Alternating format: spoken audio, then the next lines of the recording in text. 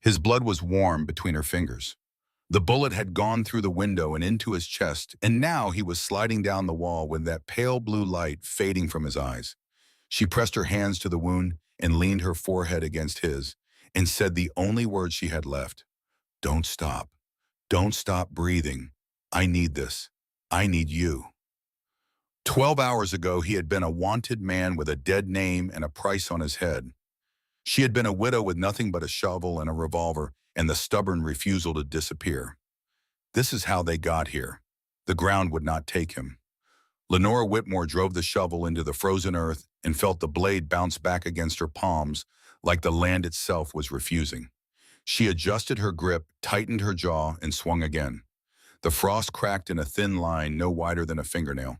She scraped it away with the edge of the blade and kept digging. No one helped her. The people of Sage Hollow stood 50 yards back along the fence line, clustered in twos and threes like crows on a wire. They had come to watch, not to mourn. Their faces were pinched against the cold, their collars turned up, their hands buried deep in coat pockets. Not one of them stepped forward. Not one of them offered a word or a shoulder or a shovel. They stood and watched a 24-year-old woman dig her husband's grave alone in ground that did not want to open. Everett Whitmore lay wrapped in a wool blanket on the frozen grass behind her. She had washed him herself that morning, cleaned the blood from his shirt, closed his eyes with her fingertips because no one else would touch him. The undertaker in town had refused the job, said he could not afford to be associated with trouble, said it quiet like he was doing her a kindness by explaining. Trouble. That was the word they used for a man who had been shot dead on his own doorstep for refusing to sell his land. Lenora did not look at the watchers. She dug. Her shoulders burned. Her breath came in white bursts that vanished into the pale sky. The shovel struck a root, and she wrenched it free, tearing skin from her palm. She did not stop. She could not. Because if she stopped even for a moment, the silence would close over her like water, and she was not sure she would surface again. It took her 3 hours. The grave was shallow and uneven, barely deep enough to keep the coyotes from digging. She lowered Everett into it by herself, wrapping the blanket tighter around his face so the dirt would not touch his skin. She did not have a coffin. She did not have money for one. She filled the hole, patted the mound flat with the back of the shovel, stood over it with her hands hanging at her sides and her dress whipping in the wind, and nothing inside her chest but a hollow ache where her heart used to beat. The watchers began to drift away. She heard their boots on the frozen path, heard the low murmur of their voices carrying things they thought she could not hear. Brought it on himself. Should have sold when he had the chance. Fool woman will not last the winter. Lenora stood at the grave until the last of them was gone. Then she knelt and pressed both palms flat against the cold dirt and whispered something so quiet that only the dead man beneath her could have heard it. I will not let them win. She walked the 3 miles back to the cabin.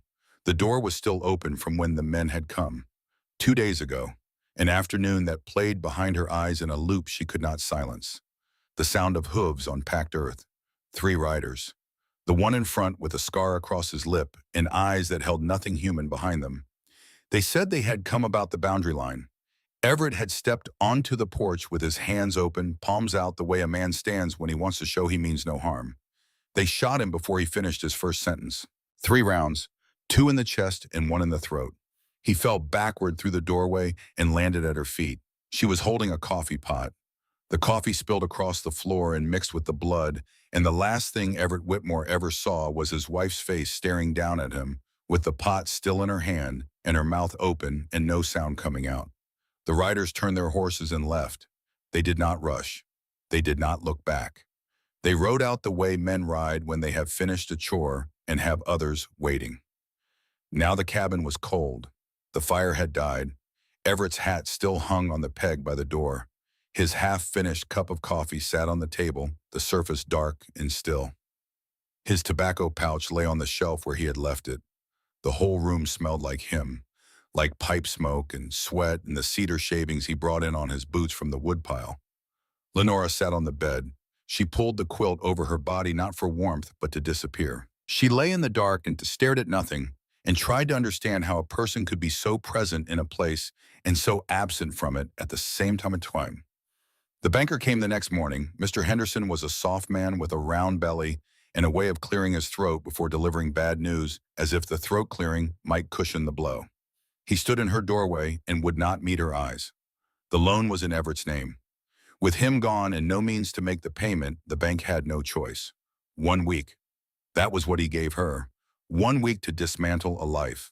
1 week to pack the remnants of a dream that she and Everett had carried 2,000 miles from the east and planted in this stubborn Wyoming soil like a seed they believed would grow. She tried to sell what they had.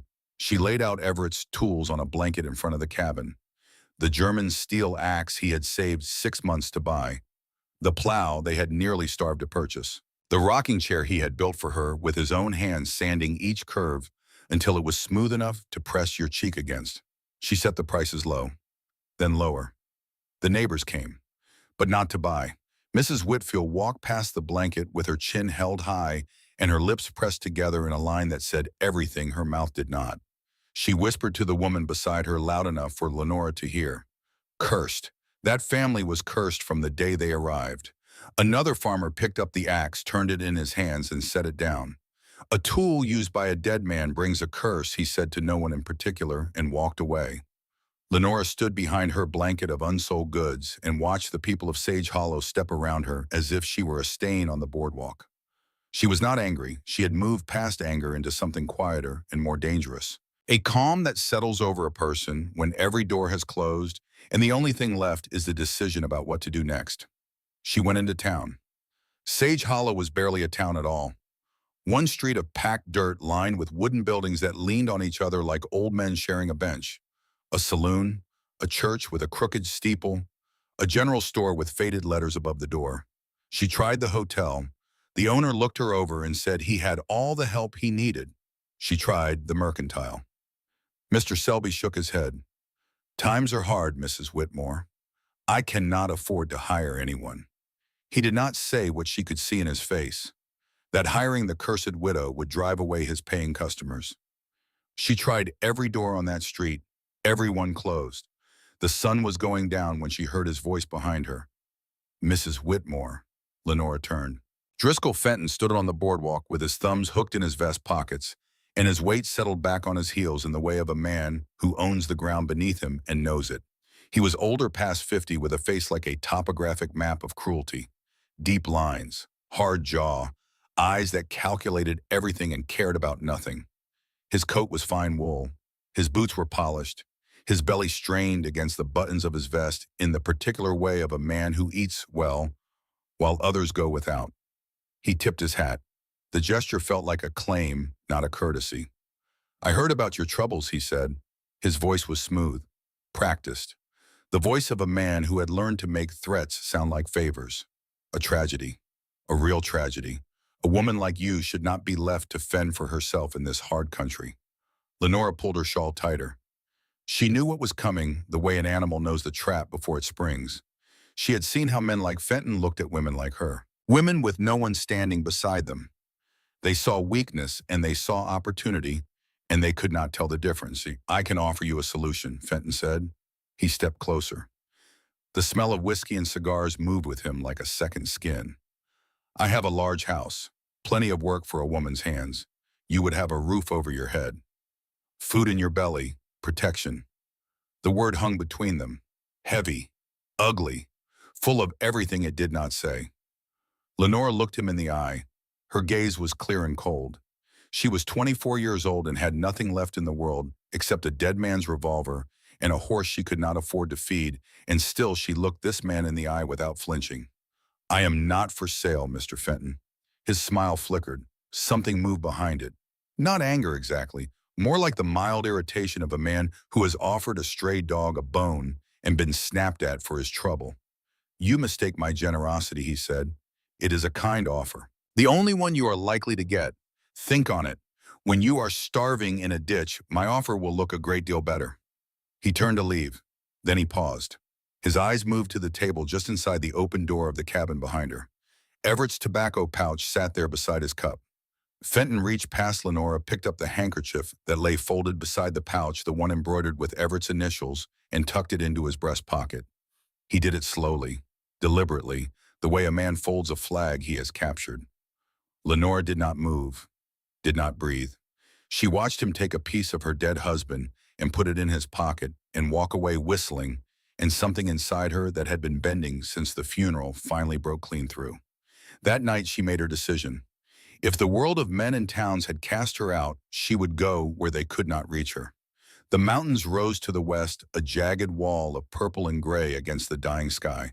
They were wild and dangerous, home to wolves and winter storms and the silence that could swallow a person whole. But they were also a place where Driscoll Fenton's money meant nothing, and his name carried no weight, and his hired killers would not bother to ride. She packed what little remained: a wool blanket, a small sack of dried beans, a tin cup, and a water skin. Lastly, she took Everett's revolver from the wooden box beneath their bed. The cold peacemaker was heavy in her hand. He had taught her to shoot, to load the cylinder and sight down the barrel. Just in case, he had said. She had never fired it at anything but a tin can on a fence post. Now it felt like the only friend she had left. She saddled Daisy, a gentle mare the color of honey. The horse was all she had of value. She should have sold her, but she could not. Daisy was the last living thing that connected her to the life she had lost.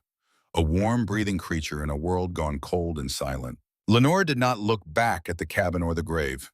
She fixed her eyes on the rising slopes and set her jaw and rode west. The first day was bearable. Crisp air, weak sun. The trail climbed through stands of pine and bare aspen, and the higher she went, the more the world below fell away, the fields and fences and the smoke from chimneys, where people sat warm and safe and did not think about the woman alone on the mountain. By the second afternoon, the sky turned the color of a bruise. The first flakes fell soft and slow, then thicker, then sideways, driven by a wind that came from nowhere and everywhere at once. Lenore had grown up on the plains. She knew what a blizzard looked like before it arrived. She knew the way the air changed, the way the temperature dropped like a stone in a well, the way the world went white and formless and swallowed everything in its path. She urged Daisy forward, searching for shelter. A cave, an overhang, anything. But the snow came down in sheets, now erasing the trail, the trees, the very shape of the land. The wind screamed through the canyon like something alive and furious. Daisy stumbled. Lenore dismounted and tried to lead her, but each step sank knee-deep in the drifts. Her fingers went numb first, then her feet, then her face. The cold was not a temperature, it was a presence, a thing with weight and intention that pressed against her chest and stole the air from her lungs. She fell, got up, fell again. The snow was soft beneath her and the wind was so loud she could not hear her own breathing, and somewhere in the swirling white, a voice that sounded like Everett's whispered, "Just lie down, just rest, just close your eyes and let the cold take you and the pain will stop." She pushed herself up one more time, staggered forward 3 steps, 4. Then her legs gave out and she pitched face first into a drift that folded around her like a blanket. The last thing she saw before the darkness came was a shape, dark against the white, something square and man-made, a structure, a cabin maybe, or maybe just a trick of the dying light. A final cruel mirage offered to a woman who had run out of road. Then there was only the cold, and the silence, and the dark. Warmth came first, deep warmth, the kind that starts in the bones and works outward, pulling a person back from whatever cold place they have gone to. Then the smell, wood smoke, roasting meat, something savory and rich that made her empty stomach clench hard enough to hurt. Lenore opened her eyes. The light was dim and flickering. She was lying on a pallet of straw and furs near a large stone fireplace where a low fire crackled and popped. The room was small, rough-hewn log walls chinked with mud, a simple table and 2 chairs. On the walls, not pictures or decorations, but tools of survival. Hunting rifles mounted on wooden pegs, snowshoes, a collection of steel traps hanging from a nail. Everything in the room spoke of a life stripped down to what was necessary and nothing more. A single candle burned on the table. Its flame was small and steady, casting a circle of gold across the rough wood and throwing long shadows up the walls. The candlelight mixed with the firelight and gave the room a warmth that was more than temperature. It was the warmth of a place where someone had taken the trouble to keep the dark at bay. Her eyes found the figure in the chair. A man, sitting by the fire with his back half turned to her, broad-shouldered, dressed in buckskin and worn denim. His hair was dark, almost black, long enough to touch his collar. He sat perfectly still like he was part of the cabin itself, like he had grown there the way lichen grows on stone slowly and without permission. A dry cough escaped her throat. The sound was small, but in the quiet of the cabin, it rang like a bell.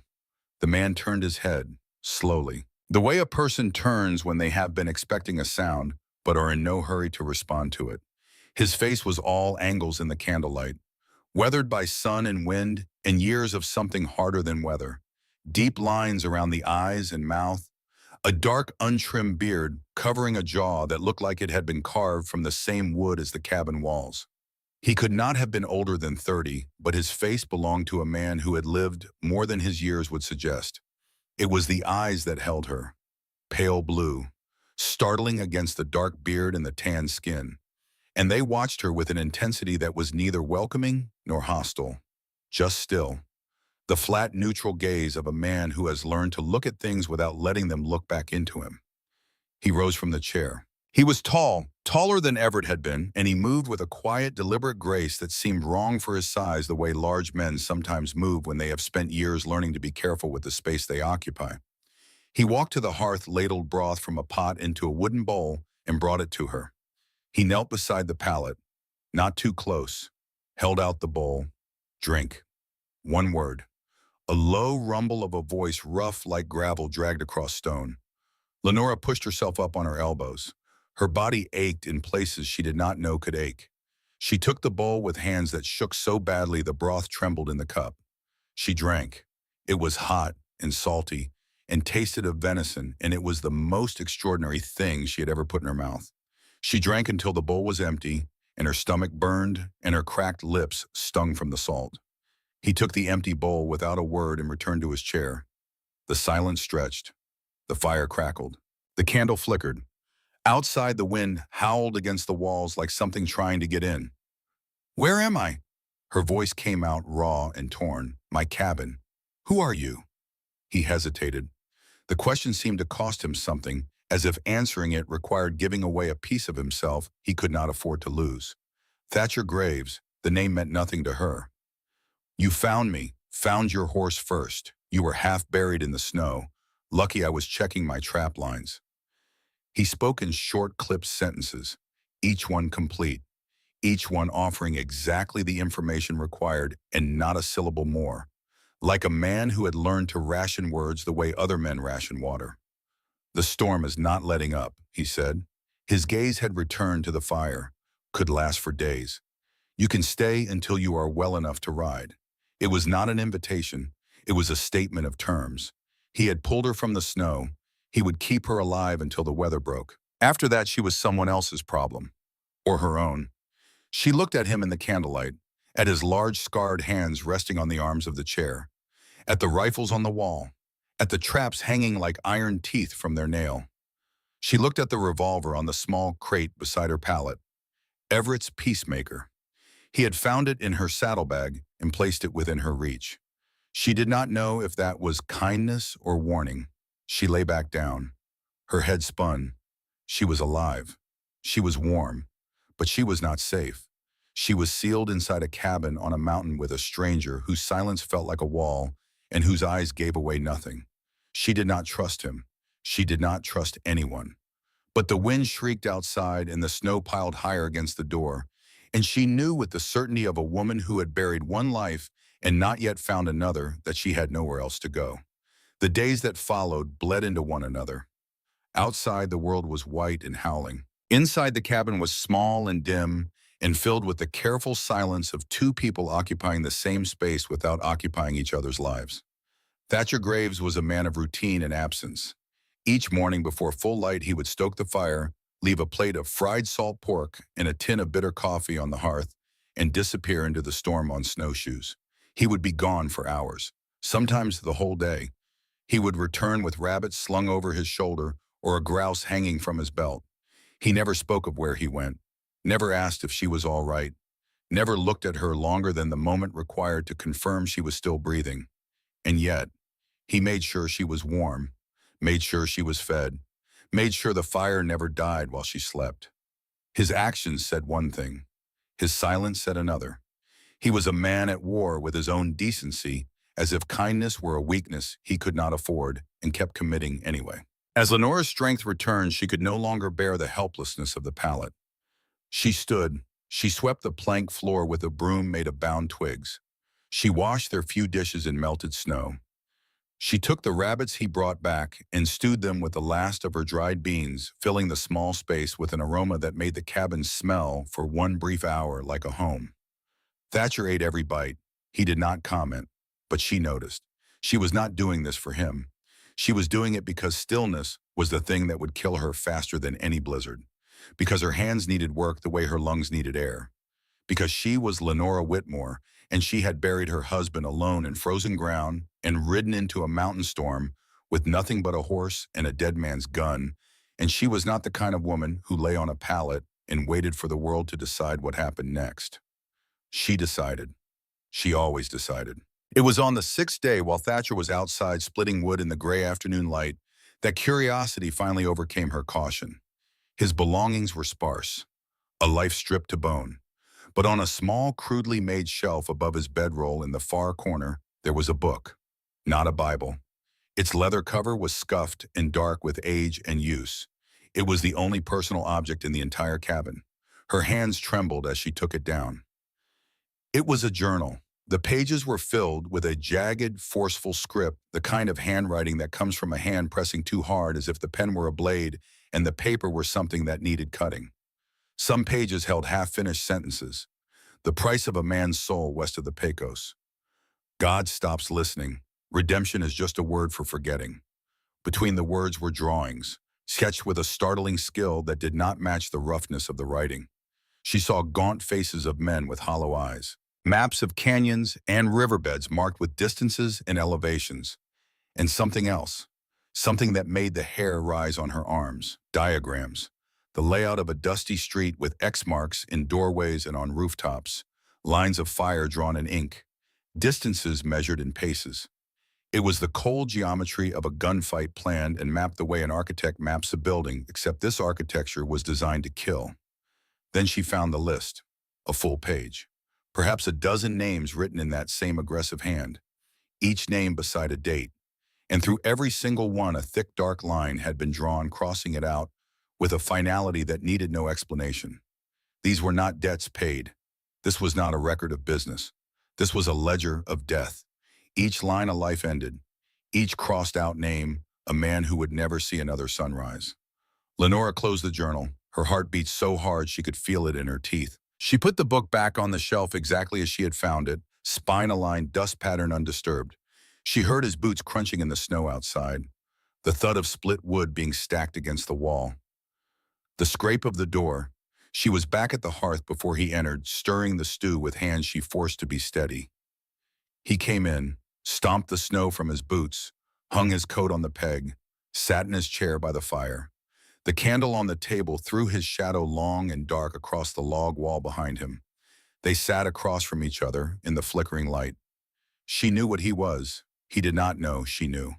The candlelight moved between them, warm and golden, and outside the wind screamed against the walls, and somewhere in the cabin, the man's past hung in the air like smoke from a fire that had been put out but not extinguished.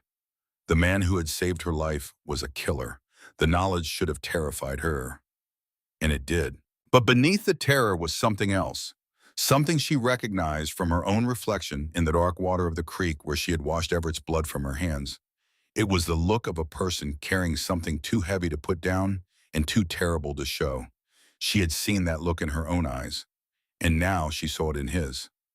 Lenora picked up her spoon. She ate the stew. She did not speak. She did not run. She did not reach for the revolver on the crate beside her pallet.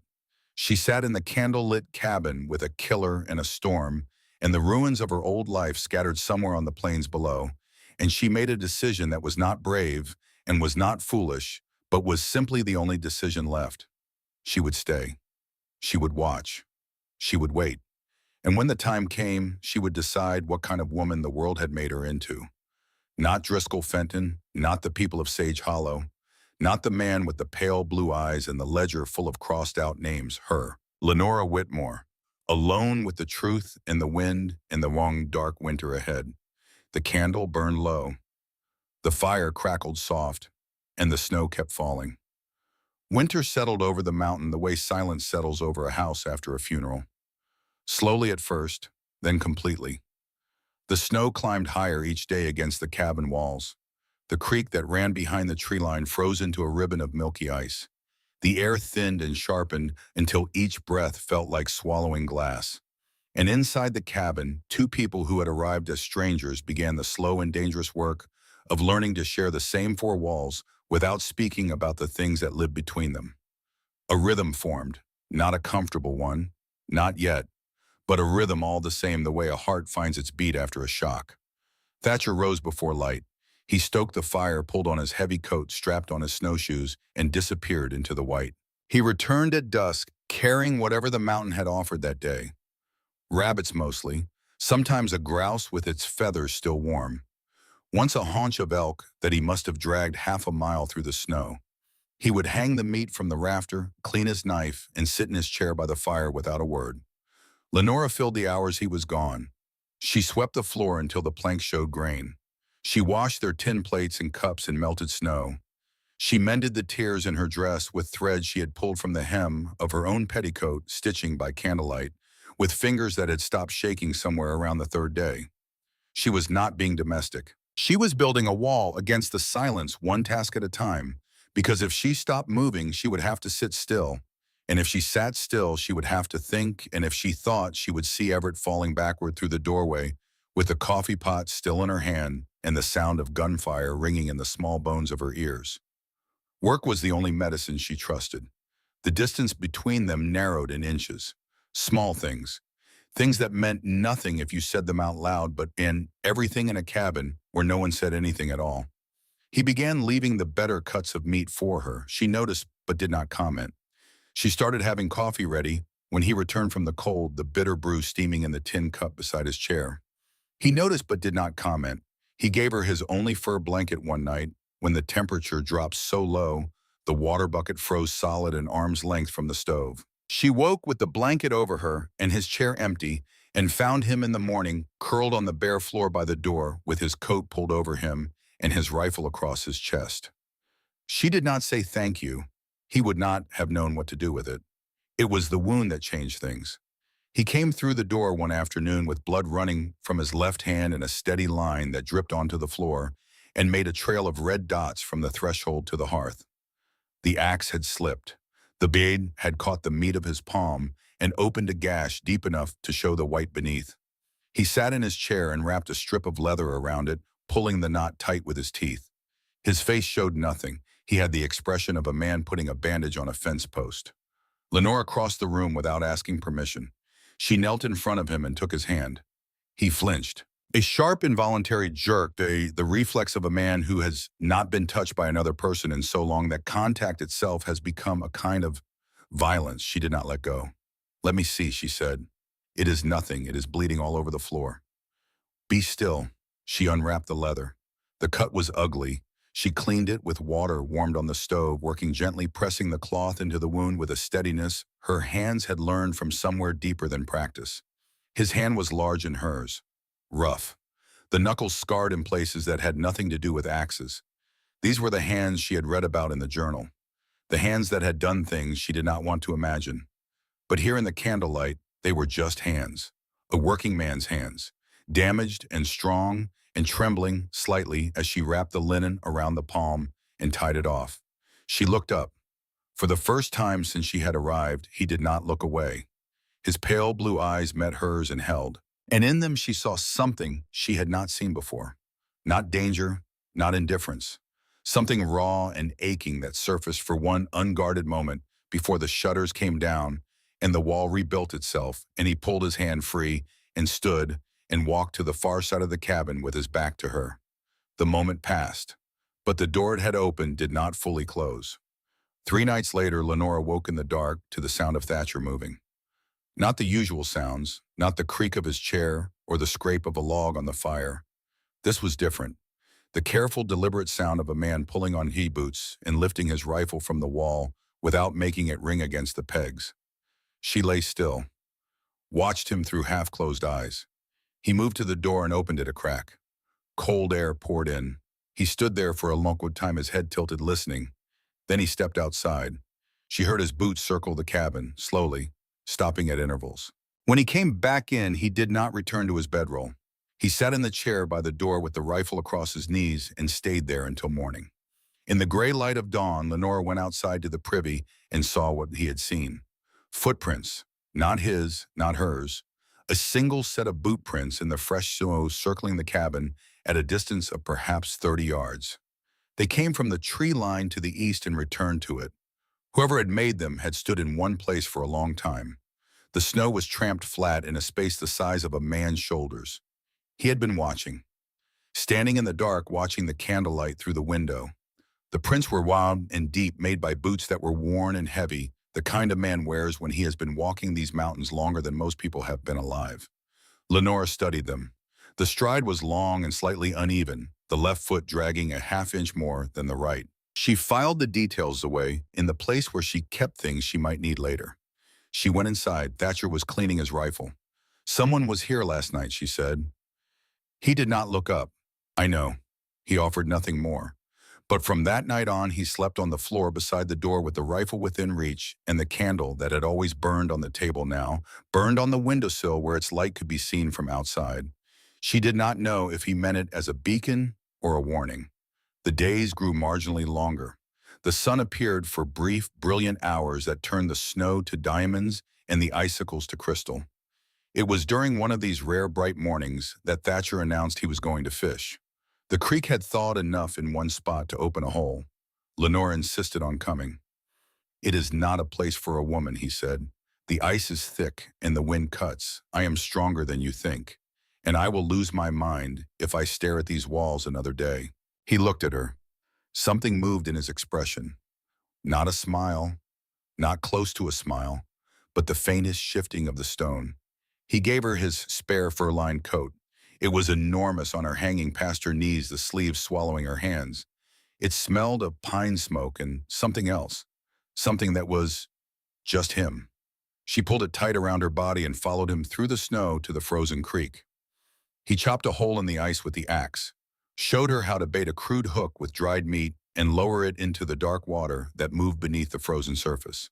They sat on a fallen log with their lines in the water and their breath making clouds in the cold air, and neither of them spoke. The quiet was different here. Outside, away from the cabin, the silence was not a weight, but a space, wide and clean and empty of everything except the sound of the creek beneath the ice and the wind moving through the highest branches of the pines. Lenora felt a tug. She jerked the line up. A small silver fish flopped onto the snow, flashing in the sunlight, and she laughed.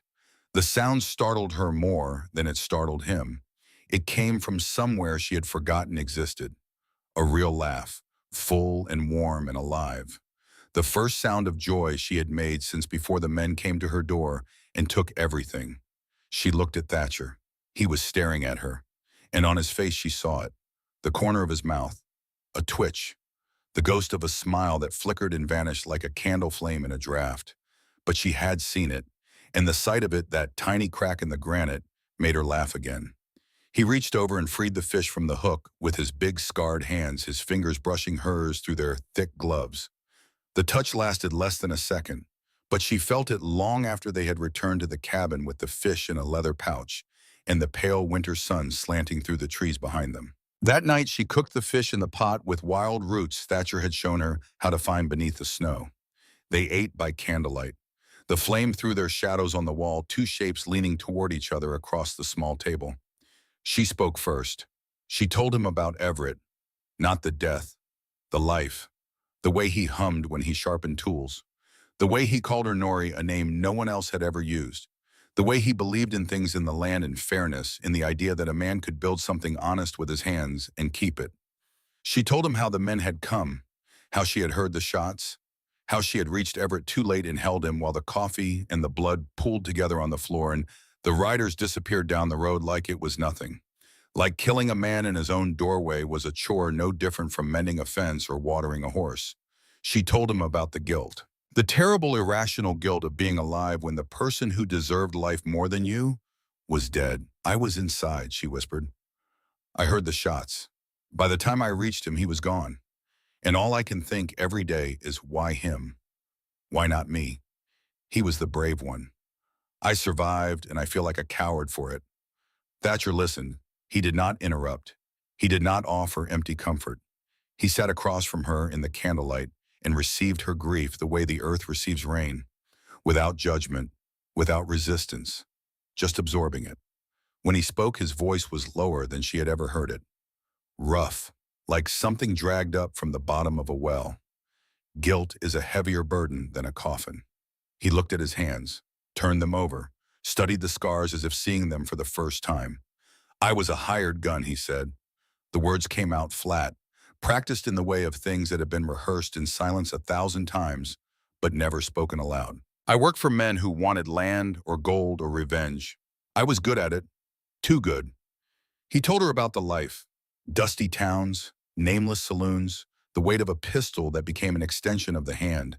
He spoke of it the way a man speaks of a fever he survived, distantly, clinically. Then his voice changed. The clinical distance collapsed. What replaced it was raw and broken and human. There was a town in Kansas, a dispute over a cattle trail. My employer wanted a man removed. The whole street erupted, crossfire everywhere. And there was a girl. He stopped, swallowed. A little girl, playing on the boardwalk with a corn husk doll. She just fell. I never even saw where the shot came from. It did not matter. I was there. My gun was drawn. My fight caused it. The candle flame trembled between them. The shadows on the wall shifted and resettled. Lenora looked at this man across the table, at his haunted eyes and his scarred hands, and the sorrow carved into his face so deep it had become part of the bone. She saw him clearly for the first time, not a killer, not a ghost, a man carrying a weight that no human back was built to bear, and carrying it alone because he believed that was what he deserved. She reached across the table and placed her hand on his. He did not pull away. Two broken people, two different kinds of guilt, two different weights that neither of them could put down. The candle burned between them. Neither of them spoke again for a long time. They did not need to. The silence had changed. It was no longer empty. It was full. The wolves came that night. The first howl rose from somewhere beyond the tree line, long and mournful and climbing. A second answered from closer.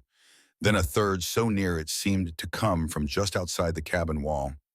The sound was old, older than the mountains. A sound that reached into the part of the human brain that still remembered what it meant to be prey. The fire had died to embers. The candle on the windowsill was the only light, its small flame casting a circle of gold no bigger than a dinner plate. The rest of the cabin lived in shadow. Lenore lay on her pallet and felt the sound move through her body like a wave. Every loss, every fear, every night of sleeping alone with a knife beneath her pillow, it all rose up at once and pressed against her chest until she could not breathe. She was not afraid of the wolves. She was afraid of what the wolves represented. The darkness, the wildness, the vast and indifferent universe that took husbands and burned homes and left women alone on mountaintops with nothing but a candle between them and the end of everything. She stood. Her body was trembling, not from cold, from something deeper. Something that had been building since the day she stood at Everett's grave and promised him she would not let them win. She crossed the small space between her pallet and his bedroll by the door. He was awake. She could see the pale blue of his eyes catching the candlelight. She lay down beside him. He went rigid, every muscle in his body locked. His hand moved to the rifle beside him and then stopped as if he had forgotten for a moment that the danger was not the kind a rifle could fix. The wolf howled again, closer, a raw and lonely sound that tore through the cabin walls and found the matching loneliness inside her.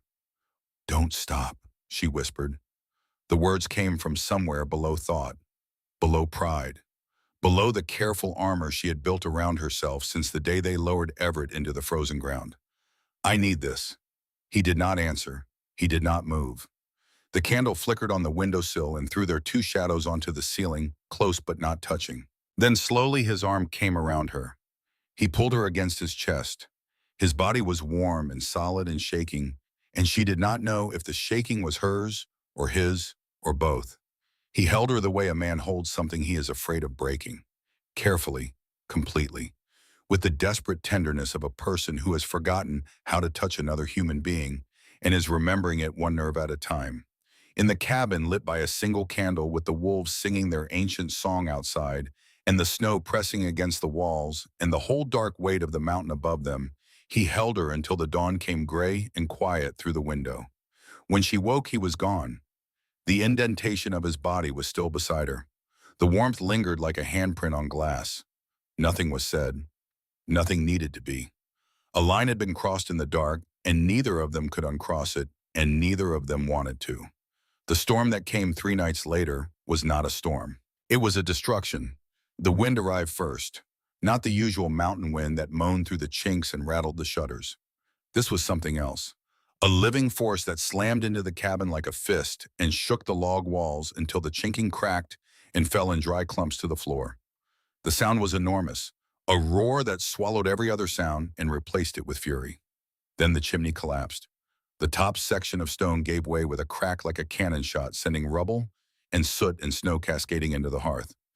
The fire died instantly, smothered under 100 pounds of broken rock. Smoke and ash billowed into the room. The temperature began to drop immediately, as if the cold had been waiting outside the walls for exactly this moment. The door blew open, the heavy wooden slab tore free of its leather hinges and sailed into the night.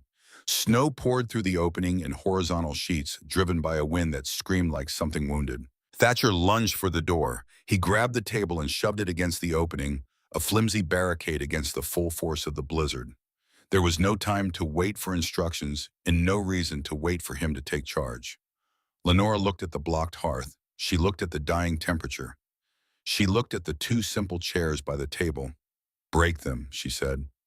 He turned, looked at her. In the faint glow of the candle she had shielded with her body, his face was a mask of grim assessment. "Break the chairs," she said again. Her voice did not waver. "We build a fire on the floor, the flat stones by the hearth. We burn the furniture. We keep the flame going until dawn. Move. Now." He moved. He grabbed a chair and smashed it against the floor with a single powerful motion, splintering it into pieces. She took the other chair and broke it herself, driving it against the stone until the legs shattered and the seat cracked and her palms burned from the impact. She gathered the pieces and built a small fire on the flat stones, striking the flint with hands that were steady because they had to be, because someone had to be steady, and she had decided it would be her. The flame caught, small, desperate, but alive. They fed it through the night, the chairs first, then the shelf from the wall. They huddled beside the fire, wrapped in every blanket and fur they owned, their bodies pressed together for warmth that was no longer about comfort, but survival. The wind howled, the cold crept closer, and Lenora held the fire the way she had held Everett's hand on the day they first saw this country from the back of a wagon and believed it was theirs. Dawn came. They were alive. The cabin was damaged but standing, and something between them had shifted again. Not because of the night they had held each other, because of the night she had taken command. She had not asked him to save her. She had told him what to do, and he had done it.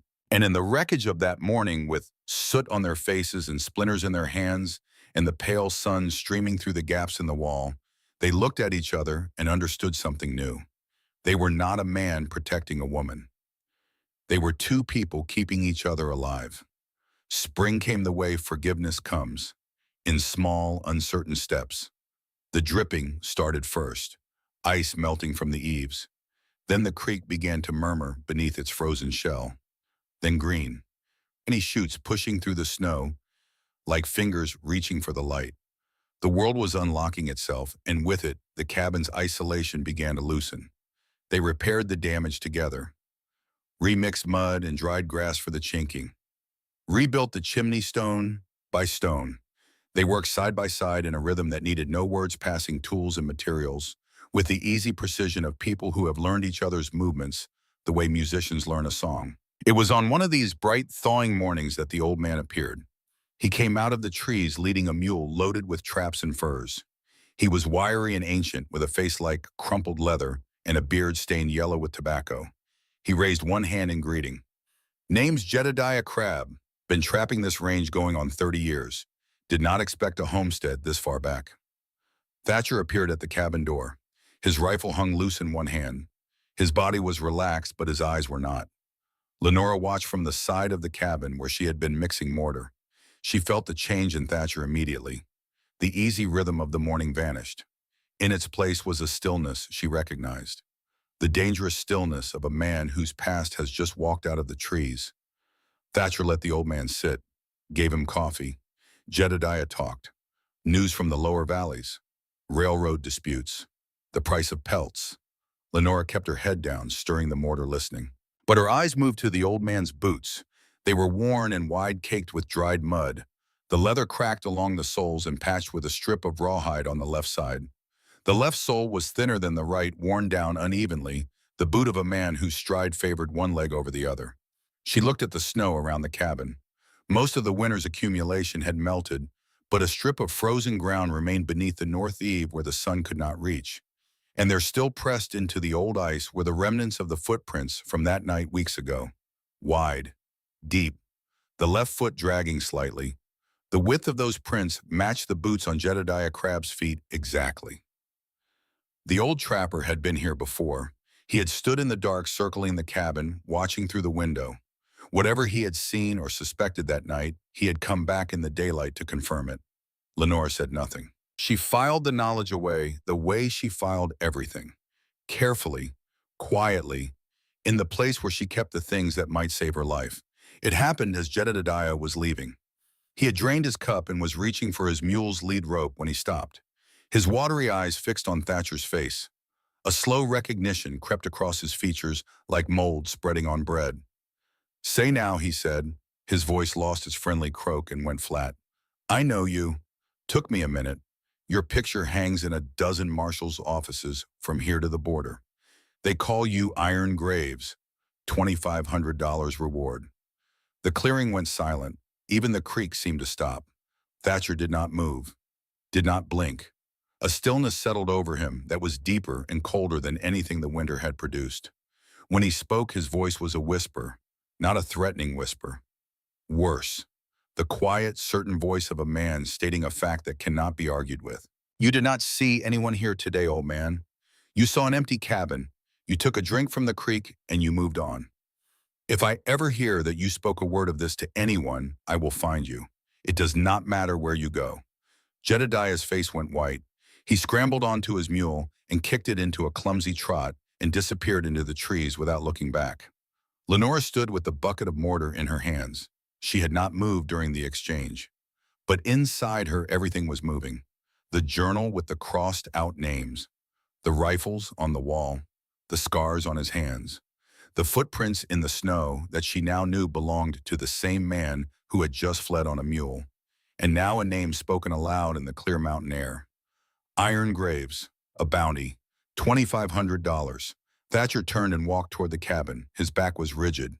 The man who had held her through the night, who had almost smiled when she caught a fish, who had let her bandage his hand and press her fingers against the pulse in his wrist, that man was gone.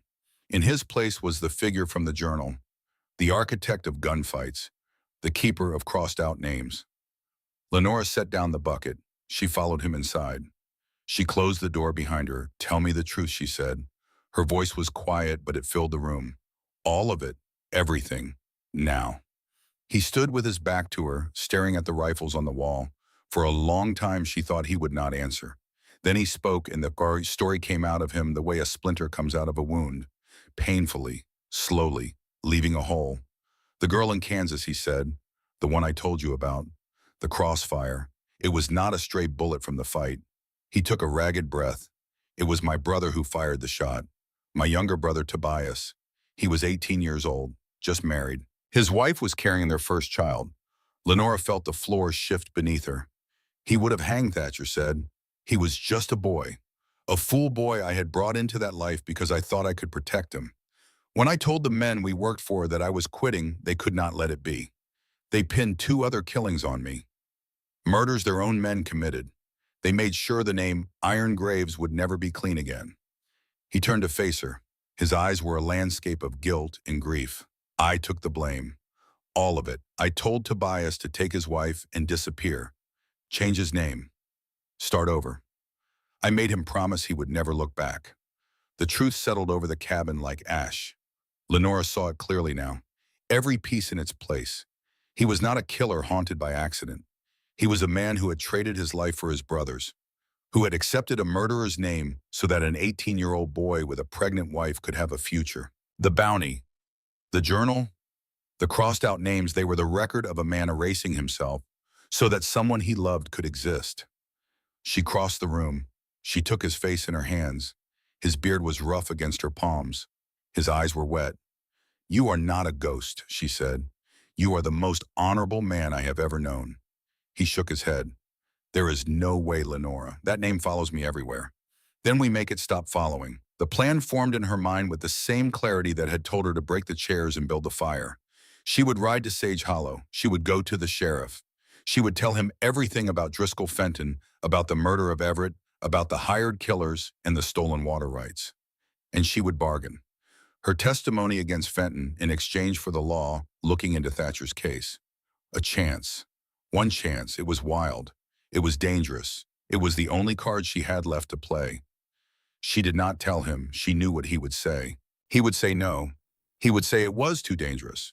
He would say he was not worth the risk. And she could not hear those words because she knew they were wrong. And arguing with a man who has decided he deserves nothing is like arguing with a wall. She left before dawn, while he was still sleeping. She dressed in silence, packed a satchel with dried meat and a water skin, and slid Everett's revolver into the waistband of her skirt. She looked at Thatcher one last time, his dark hair across his face. The lines of pain softened in sleep. She memorized him. Then she slipped out the door and saddled Daisy and rode down the mountain without looking back. She was halfway to the plains in a narrow wooded ravine where the spring melt had turned the trail to mud when Daisy shied. The horse's ears flattened. Her nostrils flared. Lenora's hand went to the revolver. Too late. Two men stepped onto the trail ahead of her. A third appeared behind. They were hard-faced men with cruel mouths and guns on their hips. She recognized the one in front, the scar across his lip, the dead cold eyes. He was the man who had stood in Everett's doorway, the man who had fired the shots that killed her husband. "Well now," he said. His voice was a sneer wrapped in leather. The little widow came down from the mountain. "Mr. Fenton was starting to worry you might be a loose end that needed tying up." "Stay back," Lenora said. She pulled the peacemaker and leveled it at his chest. Her hand did not shake. He laughed. The sound was ugly and short. "Put that away before you hurt yourself." He took one step forward. Lenora pulled the trigger. The explosion cracked through the ravine like thunder splitting rock. The man staggered backward, clutching his shoulder where a dark stain bloomed across his shirt. Before she could fire again, the man behind her lunged. His arm locked around her throat. He tore the gun from her grip. She fought, bit, kicked, clawed at his face with her nails. But he was twice her size, and he slammed her against a tree, and the world went white and then red and then dark. She did not know how long she was unconscious. She came back to the world in pieces. Pain first, then cold, then the sound of voices arguing.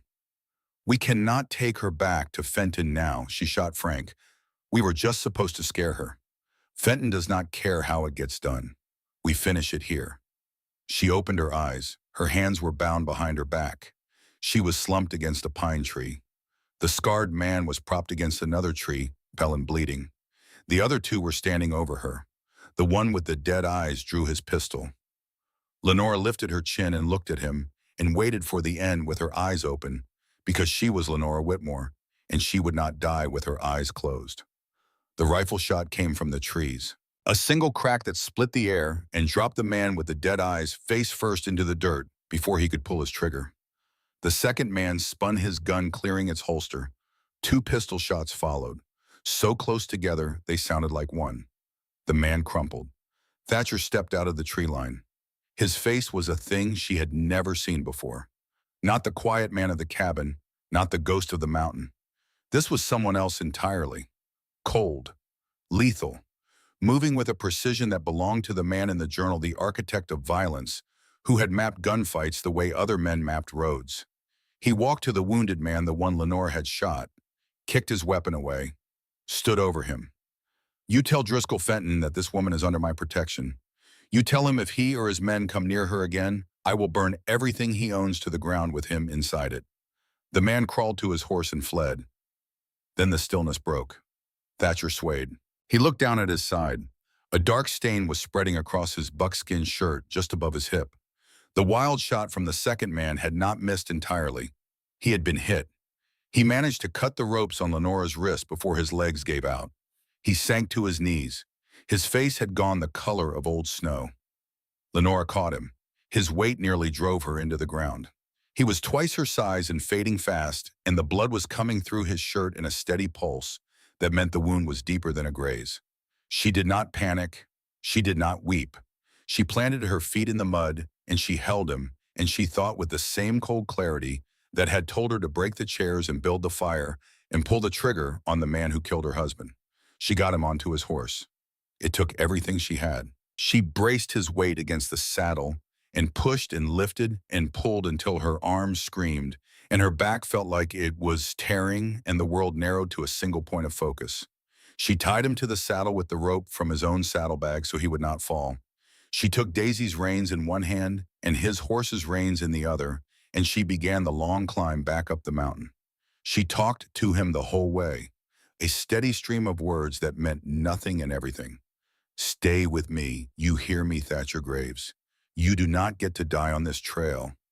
I did not drag myself across a frozen mountain and survive a blizzard and hold you through the longest night of my life just to lose you in a muddy ravine. You stay with me." He did not answer. His head hung forward. Blood dripped from his side onto the horse's flank in a rhythm that matched the hoofbeats. She did not stop. She walked for 4 hours up a mountain trail that twisted and climbed and threatened to slide out from under her with every step. She walked until her legs were numb and her hands were raw from the rains and the sun had crossed the sky and begun to fall. When the cabin appeared through the trees, she was still talking. She got him inside, laid him on the bedroll, built a fire, boiled water, tore strips from her own petticoat, and cleaned the wound and packed it and wrapped it and did everything she had ever seen a doctor do, and some things she invented on the spot, because there was no one else and there would be no one else, and if this man died, it would be because the wound killed him, not because she failed to fight for his life with every single thing she had left. The candle burned on the windowsill. The fire crackled in the rebuilt hearth. And Lenora Whitmore sat beside a dying man in a cabin on a mountain and held his hand and refused with every breath in her body to let go. The fever came that night like a second storm. Thatcher's body burned beneath her hands. His skin went from pale to flush to gray and back again, in cycles that followed no pattern she could predict. He shook so hard the bedroll moved beneath him. Sweat poured from his forehead and soaked through the blankets and pulled in the hollows of his collarbones. His lips cracked and bled. His eyes rolled behind closed lids, chasing something she could not see. He talked. Not to her. To ghosts, Tobias. The name came out in fragments broken by the chattering of his teeth.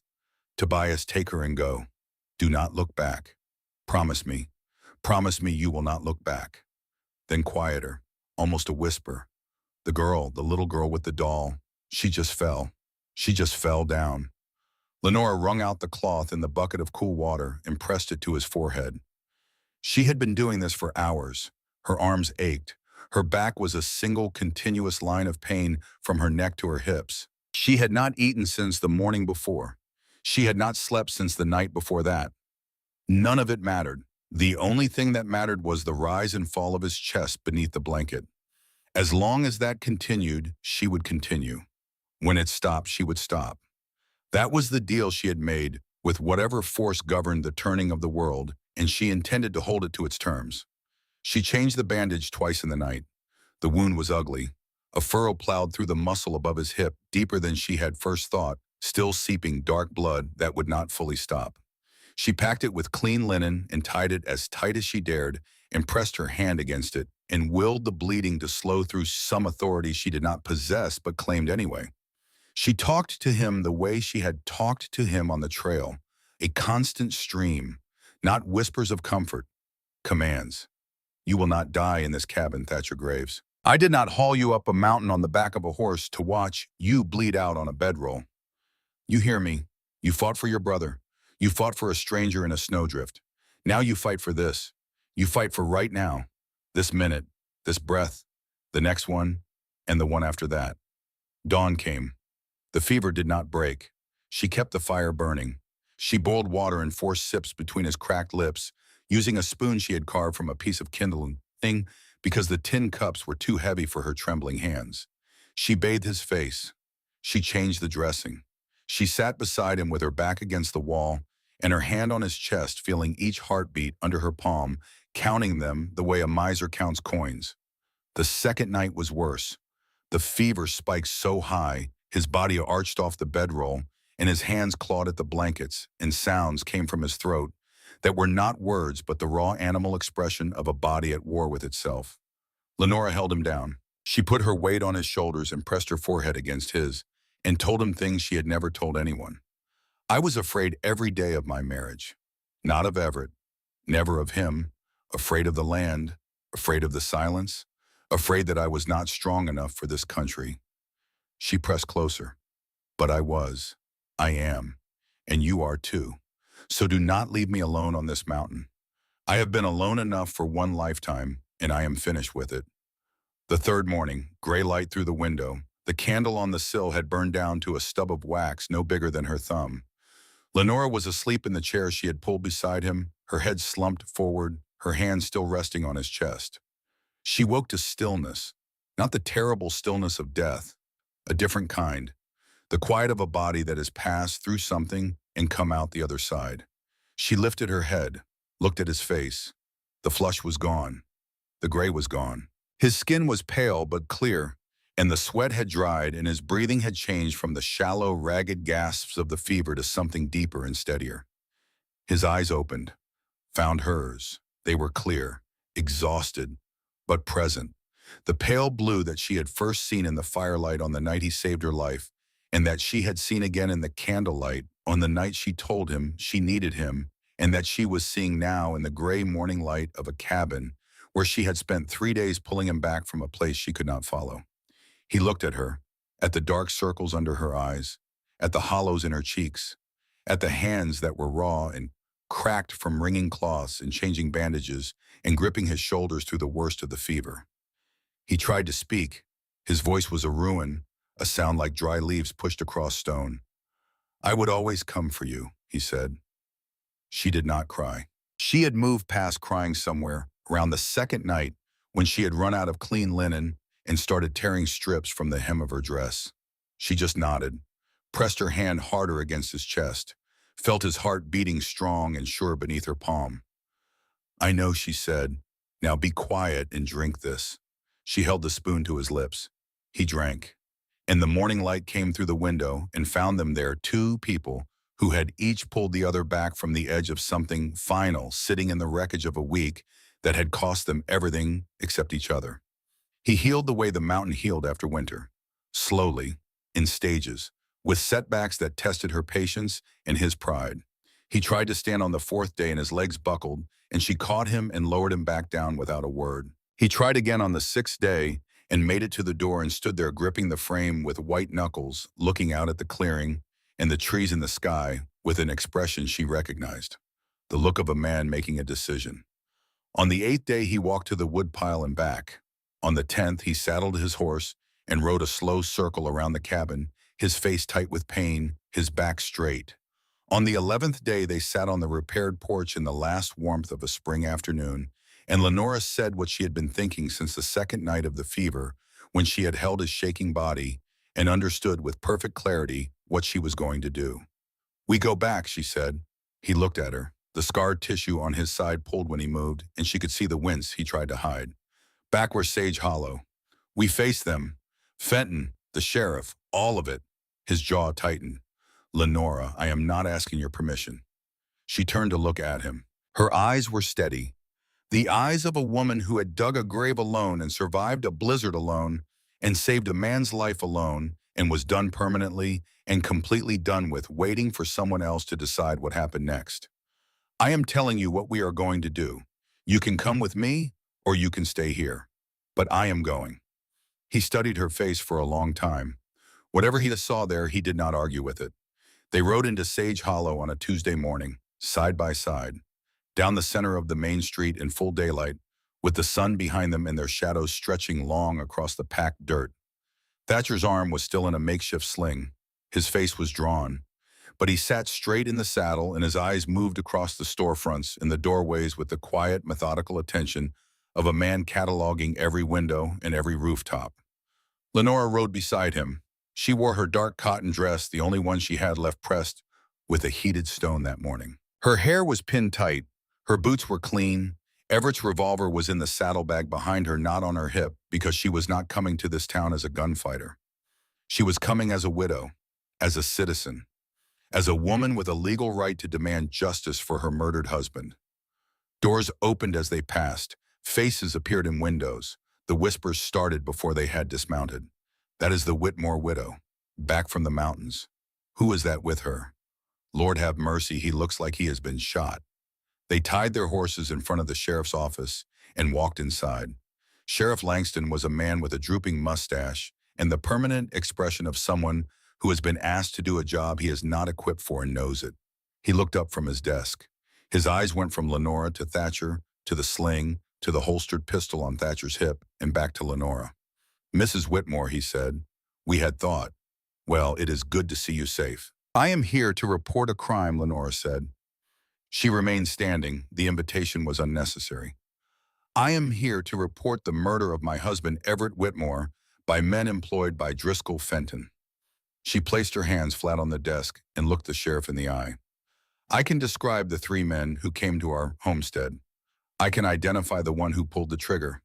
I can name the man who paid them. And I am willing to swear to all of it under oath before any judge in this territory."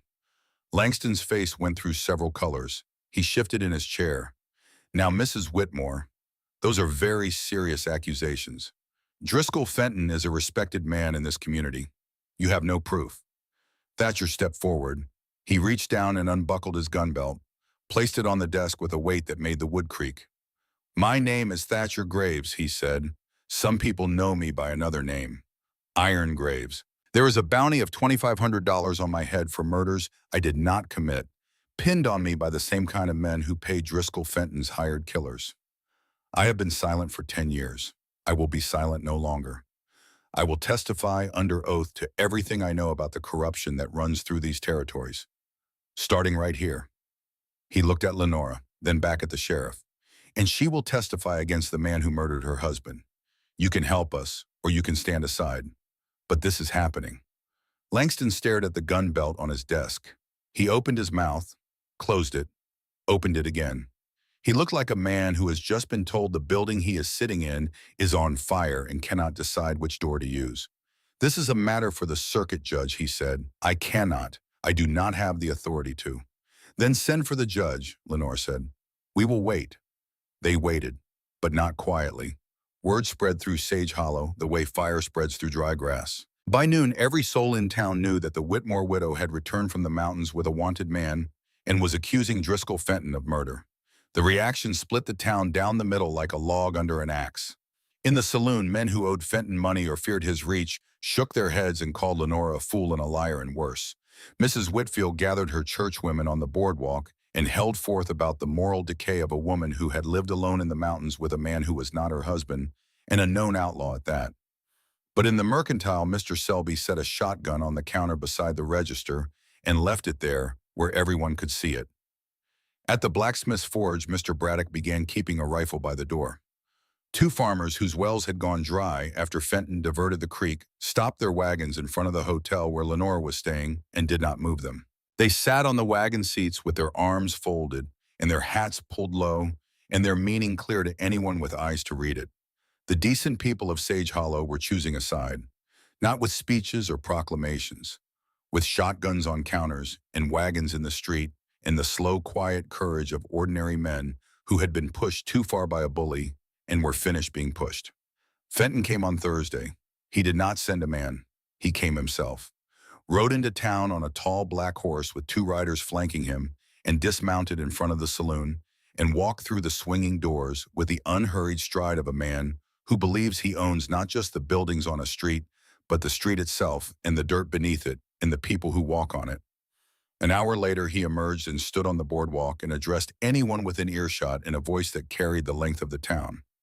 The Whitmore woman is a liar and a lunatic. She has taken up with a wanted killer, a man with more blood on his hands than any 10 outlaws in the territory. I am a citizen of this town. I have built this community. I have employed your sons and bought your cattle and kept this economy alive. And I will not be slandered by a hysterical widow and a fugitive from justice. Lenora heard every word. She was standing on the hotel porch across the street. She had been standing there since she saw him ride in. She had not moved, had not retreated inside, had not sent Thatcher out to stand in her place. When Fenton finished speaking, Lenora stepped off the porch. She walked into the middle of the street. The packed dirt was dry and the sun was high, and her shadow fell short beneath her feet.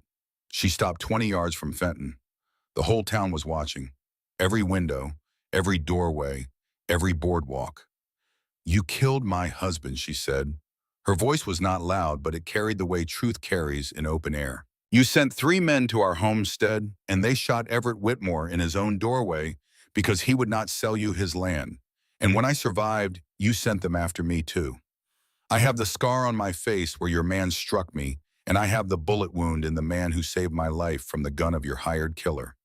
She held his gaze the way she had held the shovel on the day she dug the grave, without flinching, without looking away, without giving the ground 1 inch. "I am not going anywhere, Mr. Fenton. I am not running. I am not hiding.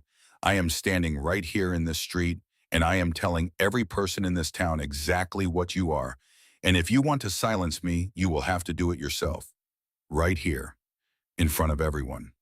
The street was so quiet she could hear the creak of a rocking chair on a porch 3 buildings down. Fenton's face had gone from confident to rigid. The mask of the beneficent rancher was cracking, and behind it she could see what she had always known was there.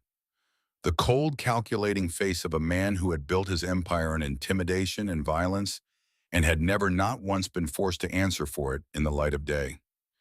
He said nothing. He turned and walked back into the saloon. The doors swung shut behind him. Lenora stood in the street alone. Her hands were shaking. She pressed them against her skirt until they stopped. Then she walked back to the hotel and sat in the chair by the window and watched the street and waited. The gunmen came at dusk. 6 riders, hard-faced men with long coats that did not quite conceal the pistols on their hips. They dismounted at the livery stable and spread out, moving through the alleys and side streets with the practiced efficiency of men who had done this kind of work before. They did not know that Sage Hollow had changed since the last time Fenton had given an order and expected it to be obeyed. Mr. Braddock saw them first. He stepped into the doorway of his forge, and the sudden flare of his lamp threw a rectangle of light across the alley like a line drawn in the dirt. He held a rifle in his hands, and his voice was a low rumble that carried farther than a shout. "This is as far as you go." From the mercantile roof, the crack of a rifle announced Mr. Selby's position. One of the riders stumbled, clutching his leg. Thatcher fired from the second-story window of the hotel. 1 shot, clean. A rider dropped before he could clear leather. Chaos. Gunfire erupted from doorways and rooftops in the dark spaces between buildings where farmers with squirrel rifles and ancient fowling pieces had taken positions they had been holding since sundown. The hired guns found themselves surrounded, not by soldiers, not by lawmen, by shopkeepers and blacksmiths and dirt farmers who had decided together without anyone giving a speech or making a plan that this was the night they stopped being afraid. Lenora was beside Thatcher at the window. She held the second rifle, the one she had learned to shoot in the mountains when Thatcher had taught her to sight and squeeze and follow through. She was loading for him, passing the fresh weapon, taking the empty, her fingers moving fast and sure on the cartridges. Then she saw him, a man in a long coat moving through the shadows below, circling behind the hotel. He was not heading for the front door. He was heading for the back, for the stairs that led up to the room where Thatcher was firing from. He had a pistol in his hand and he was moving fast and quiet. Thatcher did not see him. He was focused on the street, working the rifle with the cold precision of the man he had once been. Lenora picked up the loaded rifle and moved to the back window. The man was crossing the narrow alley below, his coat streaming behind him. She could see the dull gleam of his pistol in the fading light. She raised the rifle, pressed the stock to her shoulder, found him in the sights. Her hands were steady, her breathing was even. She was not the woman who had stumbled into a cabin half dead in a snowdrift. She was the woman who had walked out of it carrying a man twice her size on the back of a horse, and she would protect what was hers. She fired. The man pitched sideways and went down. He did not get up. Thatcher turned from the front window, looked at her, looked at the rifle in her hands, looked at the man in the alley below. Something moved across his face that was beyond surprise, beyond admiration, that reached into a place where words had never been adequate and never would be. He turned back to the window. They kept fighting. It was the last gunman who ended it, the leader. He rose from behind a water trough at the far end of the street, not aiming at the rooftops or the doorways, aiming at the hotel window, at Lenora, who was visible in the lamplight reloading. Thatcher saw it, the black hole of the pistol's muzzle pointing at the woman who had held him through a fever and dragged him up a mountain and told him he was not a ghost. He did not aim. He did not calculate. He moved. He shoved Lenora to the floor. The shot came through the window and hit him in the chest and spun him backward against the wall. He slid down to the floor. His eyes were wide and surprised, as if the bullet had interrupted a thought he had not finished. From somewhere below, Braddock's rifle barked one final time. The leader fell. The last of Fenton's men fled into the night. Silence, the kind that follows violence, heavy and ringing and full of the smell of gunpowder and the sound of people remembering to breathe. Lenora crawled to Thatcher. His chest was a ruin of blood and torn cloth. His eyes were open, but fading, the pale blue going gray at the edges, like a sky losing its light. She pressed both hands to the wound. The blood came through her fingers, warm and steady, and she pressed harder and felt his heartbeat beneath her palms, thready and fast and weakening. His eyes found hers. A small, sad smile touched his lips. The smile she had seen once by the frozen creek when she had caught a fish and laughed. "You are safe," he whispered. The words were the same ones she had said to herself that first night in his cabin, when she had woken to the smell of wood smoke and venison and candlelight, and did not yet know that the man who saved her would become the man she would save in return. "No," she said. "No, you do not get to do this." She leaned over him, her forehead pressed against his. Her tears fell onto his face.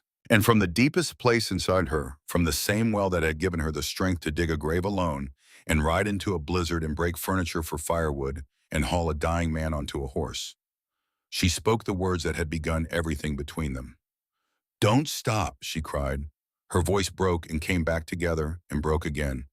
"Don't stop breathing. Don't stop fighting. I need this. I need you. Do you hear me? I need you." The town doctor came. An old man with whiskey on his breath and steady hands that did not match his trembling body. He dug the bullet from Thatcher's chest in the hotel room by lamplight, while Lenora held Thatcher's hand and did not look away. The bullet had missed his heart by the width of a finger. 1 inch to the left, and she would have buried a second man in Wyoming soil. He survived, because the wound was not as fatal as it looked, because the doctor's hands were better than his reputation, because Lenora stayed and she watched, and she kept talking to him in that low, steady voice that commanded him to breathe and fight and stay. But mostly he survived because he had something to survive for. And that something was sitting in a chair beside his bed with raw hands and hollow eyes and a jaw set against the entire weight of the world. Fenton was gone by morning, vanished from the county like smoke and wind. His ranch stood empty. His creditors moved in within the week. The empire he had built on fear and water rights and the blood of men like Everett Whitmore collapsed in on itself the way all empires collapse when the people they were built on decide together to stop holding them up. Sheriff Langston resigned his badge. No one was surprised. A new man was appointed, a farmer named Coulter, who had stood on a rooftop with a squirrel rifle and discovered that courage was not the absence of fear, but the decision to act despite it. The circuit judge came through in April. He heard Lenora's testimony. He heard Thatcher's testimony. He reviewed the evidence and the witness statements from half the town and the medical report from the doctor and the sworn affidavits from 3 farmers who had lost their water and their land to Fenton's operation. He issued a warrant for Fenton's arrest. He dismissed the bounty on Thatcher Graves, citing fraudulent charges and the testimony of a man willing to give his life for the truth. He looked at Thatcher across the courtroom and said something that Lenora would remember for the rest of her life. The law has failed you, Mr. Graves, but this woman did not. I suggest you spend the rest of your years being worthy of that. Thatcher looked at Lenora. She looked at him. And in the quiet of that small, wood-paneled courtroom in a town that had almost been destroyed by one man's greed and was being rebuilt by the courage of a woman who refused to disappear, they understood that the story they had been living was not a story about a gunfighter or a villain or a bounty. It was a story about a widow who had walked into a storm and come out the other side carrying everything she loved. They went back to the mountain, not as fugitives, as homesteaders. They filed a claim on the cabin and the land around it, 160 acres of pine and creek and meadow. Thatcher signed the papers, and Lenora signed beside him, and the clerk at the recorder's office stamped the document and handed it back with a nod that said, "Welcome home." They rebuilt the cabin together. New walls, a proper door with iron hinges, a chimney that would not collapse, a porch with cedar posts that Thatcher sanded until the wood was smooth enough to press your cheek against. He built her a rocking chair. She did not tell him about the one Everett had made for her. She did not need to. He was not replacing a memory. He was building something new. The rifles came down from the wall. In their place, Lenora put shelves. She filled them with books she borrowed from Mr. Selby's store and from a traveling library that came through Sage Hollow twice a year. She opened a schoolhouse in town, a single room in the old land office with a wood stove and 12 desks and a chalkboard she had ordered from a catalog. She taught the children of the farmers and shopkeepers who had stood on rooftops with rifles and discovered that they were braver than they knew. Thatcher never touched a gun again. He built a corral beside the cabin and began training horses. Wild ones he caught in the high meadows and gentled with a patience that came from someplace deep inside him, the same place that had once mapped gunfights, now mapping the delicate architecture of trust between a man and an animal that had every reason to be afraid. Mr. Braddock came up the mountain once a month. He would sit on the porch and drink coffee and talk about the price of iron and the state of the roads. He never mentioned the night of the gunfight. He did not need to. The memory lived in the nod he gave Lenora every time he saw her, a nod that contained everything a man of few words could not say, but wanted her to know. Mr. Selby still tucked something extra into her grocery bag when she came to town, a packet of dried apples, a cone of sugar wrapped in brown paper. "For the school children," he would say. And Lenora would squeeze his hand over the counter, and neither of them would mention the night he had lain on his own roof with a shotgun and shot a man in the leg to protect a woman he had once been too afraid to hire. Mrs. Whitfield never spoke to Lenora again. Lenora did not mind. Some doors are better closed. On an evening in late autumn, when the first snow of the season was falling in thick, silent flakes that covered the world in white, Lenora sat on the floor of the cabin with her back against Thatcher's legs, her head resting on his knee. He sat in the chair he had built, the one that faced the window, and his hand moved slowly through her hair. The fire burned steady in the chimney that would not collapse. The candle on the windowsill threw its small golden light across the room. The same candle, the same sill, the same light that had been burning on the night she woke in a stranger's cabin and drank venison broth from a wooden bowl and looked into a pair of pale blue eyes that gave away nothing and promised nothing, and somehow against every odd and every fear had given her everything. She reached up and took his hand, rough on rough, callous on callous, the hands of two people who had spent their lives gripping things that were trying to slip away and had finally found something worth holding. "Do you remember," she said. He did not need to ask what. "The night with the candle, the wolves outside, you holding me." He was quiet for a moment. The snow fell past the window in the candlelight, each flake catching the gold before disappearing into the dark. "You said don't stop," he said. She nodded. "I said I need this." And she turned and looked up at him. His face had more lines now. His hair was longer, touching his shoulders, threaded with early gray at the temples. His eyes were still pale blue, still intense. But the haunted thing that had lived behind them for so many years was gone. Not erased, not forgotten, replaced by something warmer and steadier and more enduring than the ghost it had displaced. "I still do," she said. He leaned down and pressed his lips to her forehead. She closed her eyes. The fire crackled, the snow fell. The candle burned with its small, steady flame, pushing back the dark, way it had always done, one circle of golden light, in a world that was vast and cold and full of wolves. But inside the cabin, there was warmth. Inside the cabin, there was light. Inside the cabin, a woman who had buried one life and built another sat beside a man who had traded his name for his brother's freedom and found a new name in the sound of her voice saying, "Stay." Outside, the mountains stood dark against the sky. The creek ran cold and clean beneath its shell of new ice. The trail that led down to Sage Hollow was empty. No riders, no hoofbeats, no men with cruel faces and guns on their hips coming to take what did not belong to them. Just the snow and the silence and the candlelight in the window burning steady, burning warm, burning for anyone lost on the mountain who might need to know that someone was home. Lenora closed her eyes. Thatcher's hand was in her hair. The fire held.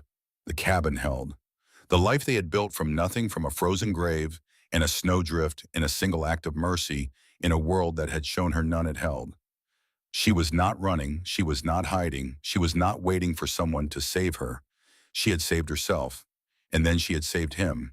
And in the quiet of a cabin lit by candlelight on a mountain where the wolves still sang and the snow still fell and the world still turned its cold shoulder to anyone foolish enough to hope, Lenora Whitmore finally rested. Not because the fight was over, it never was, but because she had earned this, the warmth, the stillness, the hand in her hair and the fire in the hearth and the sound of her own breathing steady and sure in a place she could finally call home. The candle burned low, the snow kept falling, and the night held them both.